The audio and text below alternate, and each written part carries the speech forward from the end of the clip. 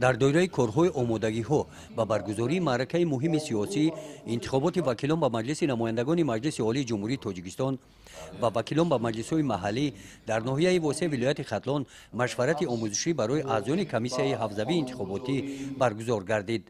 در کار مشورت یاردمچی پرزیدنت جمهوری تاجیکستان و کارشناسان عاید گذراندن انتخابات مطابق با قانون‌های عمل کننده شرح و تفسیر آن را برای اشتراکچیان فهمانیدند.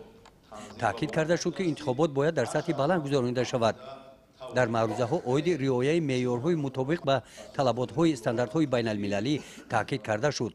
قید گردید که هر یک شهروند جمهوری تاجیکستان که سنشان به سن 18 سالگی رسیدند حقوق اشتراک در انتخابات را دارند. دخالت به اراده شخص منع است. تاکید گردید که یچه اول خلق می باشد و دوم انتخاب کننده است. بس همی رئیسان کمیسیه ها участک‌های انتخاباتی رسانیده شدند که بنای участک انتخاباتی و اطراف آن تازه و آزاده باشد. با مقصد معین نمودن участک‌های انتخاباتی باید که علامت‌های اشاره‌ای گذاشته شده باشند. یکی از مسائل‌های مهم وابسته به احتیاجات شخصان معیوب برای آوازدهی تاکید گردید که شرایط‌های مساعد در همه участک‌ها باید فراهم آورده شوند.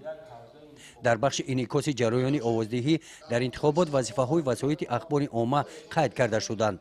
تاکید گردید که ثبت رفت آوازدهی توسط تلفن‌های موبیلی منع می‌باشد.